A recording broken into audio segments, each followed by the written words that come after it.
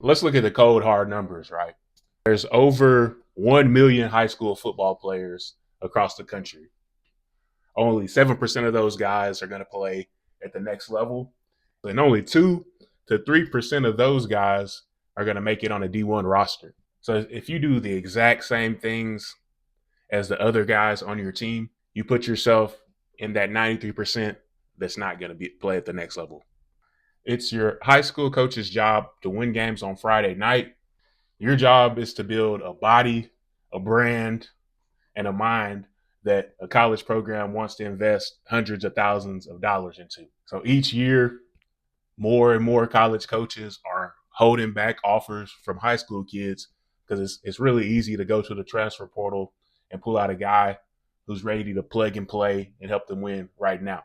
Don't worry if you don't have any offers or any rankings right now. By the end of this video, you'll know exactly how you're going to change that. It doesn't matter if you live in a small town or you play for a team that's not known for winning or producing athletes. What actually matters is what you're doing during the hours that your teammates are sleeping in, partying, or gaming. So that's where you're going to get ahead. This schedule that I'm going to help you build is going to be supplemental, which means it's just going to be outside of what you're already doing with your team. Basically, like a little cherry on the top, some sprinkles, something. Let's start with number one, mobility training. So most athletes confuse flexibility with mobility. Flexibility is how far a muscle can stretch passively.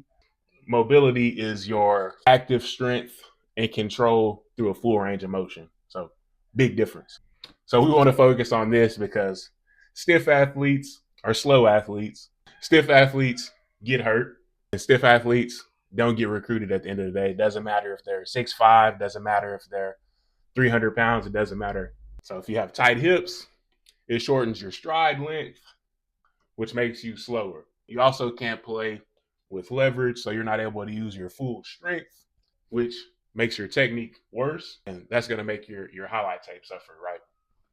So then if you have stiff ankles, then your hips and your knees and your lower back has to compensate, and then over time that's going to lead to you getting hurt. And the best ability is availability.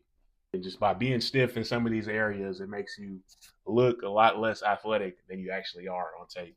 So mobility training, I recommend 5 to 10 minutes a day, every day.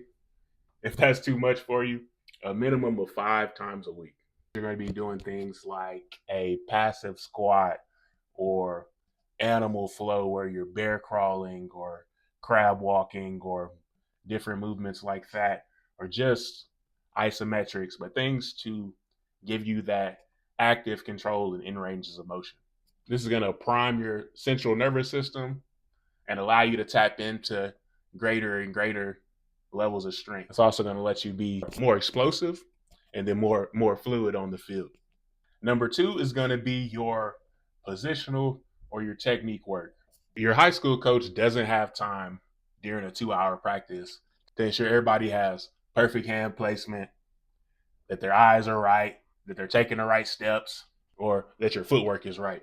Team practice is mainly about scheme, it's about game plan, and it's about making sure guys are lined up the right way. What this looks like for you during the week, if you're an offensive lineman, it looks like taking your steps. It looks like working on finishing. It looks like working on your leverage. If you're a defensive lineman, it looks like get offs. It looks like perfecting your stance. It looks like block distraction. It looks like pass rush. It looks like violence. I also recommend doing them for 10, 20 minutes a day, but at a minimum, 3 days a week for 30 minutes at least. At least an hour to 2 hours of dedicated, intentional work, which is going to lead to a lot more improvement than just doing random drills that you see on the internet without knowing the why behind them, without knowing when to use it. During these sessions, your goal isn't to get tired. You're working on your coordination. You're working on building good mechanics. So during these, I want you to film all your reps. That way, you have something to document your process along the way.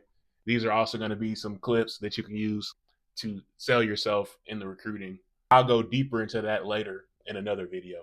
But during these, you're programming your subconscious so that when you step on the field, whether it be for game day or whether it be for a camp, your technique is locked in and you don't have to think about it. So number 3 is going to be your explosive training. Most high schools do a good job of building a base level of strength. You'll do your basics, your squat, your bench, your incline. If you have a college level strength coach, you're probably doing some front squats. Don't get me wrong, your top end strength is going to be really important, but football is ruled by the guys who can generate the most force the fastest. It doesn't really matter if you can squat 500 pounds or not. It's how fast can you move that weight. Scouts, they're looking for explosion. They're looking for you moving weights fast. They're looking for how fast you can go from a static position to a full sprint, how fast you can change direction. So you can add these into your lifts already with the team, or you can go ahead and do just completely separate standalone lifts.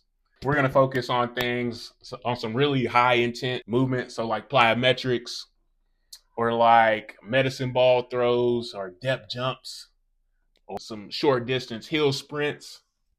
Big thing to know on these, man. So you're training at 100% maximum effort. With that in mind, you want to take at least 2-3 minutes in between so you're getting recovered. If you don't take that time to recover, then you're focused on more endurance and not power. Number 4 is going to be your diet and nutrition. I know you knew it was coming. You can't build a D1 frame. You can't fuel a D1 engine living off of fast food or overly processed food. A good way to think about it, if God didn't make it and it's man-made, you probably shouldn't be eating it. Is a really easy way to think about it. I'm not saying that you can't have some cheat meals, you can't have some things that you enjoy here and there, but the less cheat days you have, the easier it is to stick with your diet or to stick with your new lifestyle. So big thing about nutrition is going to dictate your body composition, and it's going to dictate how much energy you have to do your workouts for the games, for camps, how fast you can recover, how much force you can generate. Pre-workouts, pre-practice, you're looking at high complex carbs, lean proteins, things like oatmeal, like chicken, like rice, like bananas. After workouts for recovery, protein shake, cream of rice, just any lean meats. You want at least a gram of protein per pound of body weight. Just other lean options would be like eggs, turkey, sweet potatoes, avocados, fruits, any green leafy vegetables.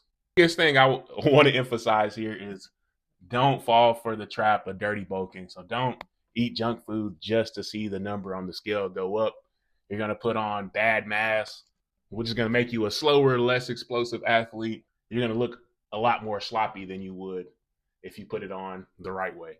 So your goal here is dense, functional muscle mass. Number 5 is going to be film study. The gap between a high schooler and a D1 athlete is pretty obvious, right?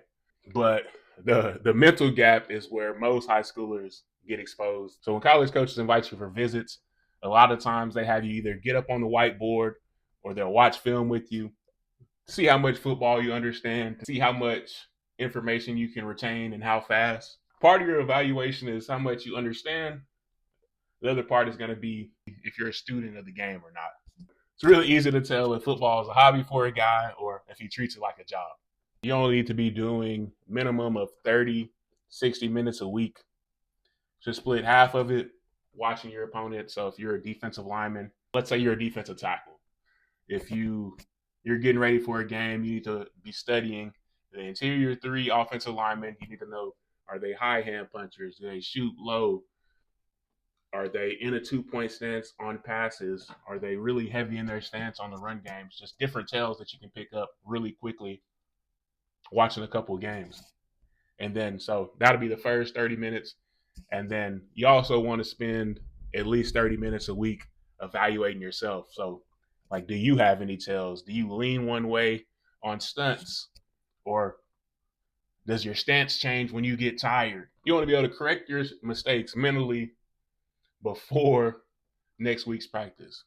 The biggest pet peeve of a college coach, having to tell you the same shit over and over and over again. It gets old. really fast. 6 is your mental training. So football is a game of extreme pressure. The pressure either busts pipes or it makes diamonds. So if you let a bad play turn into a bad series, which turns into a bad quarter, which turns into a bad game, you don't have the emotional control that you need to survive at the D1 level yet. So mental toughness isn't something that you're going to be born with. It's something that you can train. This can be done minimum of 5 minutes a day, whether it's visualizations, whether it's breath work, whether it's meditations. So for these, you want to sit in a quiet room, no phone. You can close your eyes and review the game or practice you just had. You want to replay the mistakes, and then you're going to go ahead and correct those mentally. You could practice breathing techniques like box breathing, where you inhale for 4 seconds slowly, hold it in for 4 seconds, exhale for 4 seconds, then repeat. So this is going to teach you how to manage your mental state and regain control and center yourself whenever chaos happens. Another thing to help you practice this is every time something triggers you or every time something pisses you off, just take a deep breath and then react. Your reaction is going to be a lot different. So the number 7 is going to be your recruiting strategy. It's going to be the one that actually gets you paid for all of this other hard work that you've been doing week in and week out. You can be the best player on your team. You can be the best player in your state. But if coaches don't know you exist, it doesn't matter. You're going to graduate without any offers. It's just how it goes. Ask me how I know. You got to treat this like a job. Wait for these people to find you. Like everybody says, you're going to be waiting forever. I recommend doing them on Sundays. It's going to take you about an hour to 2 to get this done every week. But first, you're going to need to have your film updated, right? So without having film organized in the right way and readily available where these coaches aren't having to watch these long ads beforehand, nothing else matters. So you need to cut up your best film. Need to cut out all the fluff. First 3 to 5 plays need to be really exciting. They need to showcase your best skills, your best skill set to translate to the next level. You'd rather your highlight tape be short and exciting than long and boring, right? So quality over quantity when it comes to that. You rather it be short.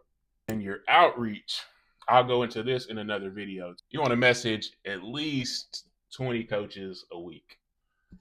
And you're going to reach out to them with a personalized message. You don't want to have ChatGPT write it, and you don't want it to be copy and paste. I could show y'all my X inbox right now of all the copy and paste messages that I've gotten along the way. And you can tell, man. When it comes to outreach, you always want to message your position coach and your coordinator, whether it's offense or defensive. You want to have something personal. So whether it be about the program, whether it be about this coach specifically and the guys he develops, or their player success, just something that's gonna let this coach know that you didn't just send him a spammy message that you sent 100 other coaches that day. Also, in your first message, you're gonna ask who's in charge of recruiting your area. You're not gonna pitch yourself. You're not gonna be like, I'm a 6'3", 225-pound linebacker that runs a 4.2. Then as soon as he goes to your profile, he's going to know that's not you anyway. That's going to be just a brief version of your outreach strategy. Then the next thing is going to be analyzing the roster, right? So you don't want to just go and message every single coach. You want to look at their roster and see how many guys they have at your position, how many seniors are graduating, how many guys they recruited the year before. Did they just take some transfer portal guys at your position? You want to know these things where you're not pitching yourself to rooms that don't even have an open spot. All right, so at the end of the day, your weekly schedule doesn't lie. So if we looked at your last 7 days, would it look like your average high school athlete, or would it look like a schedule of somebody who knows they're going to play college football? The biggest piece of advice that I can give you is the gap between where you are right now and where you want to be in the future is going to be found in what you do consistently every week. It's going to be important because there's going to be a lot of days where you don't feel like doing this stuff, but it's got to be done anyway if you want to reach the end goal. Anybody that you meet that has played any level of college football They're going to tell you that there's been a lot of days where they didn't want to work out, or they didn't want to practice, or they didn't want to eat right, but they end up doing it anyway. And they felt a lot better about themselves and built confidence in themselves because they did the hard things to get that end goal, to get that success. So if you want the calendar breakdown of this system with sample mobility routines and explosive workout templates and some of the outreach scripts that we use to help my athletes secure college scholarships, you can download the D1 Blueprint completely free, either in the description or the link in my bio. Stop training like an amateur, relying on motivation, and start executing like a pro. Go ahead and click that link below, get your free D1 Blueprint. Also, subscribe to the channel so I can help you dominate the recruiting space. If you made it to this point in the video, I know I'm going to see you playing on Saturdays.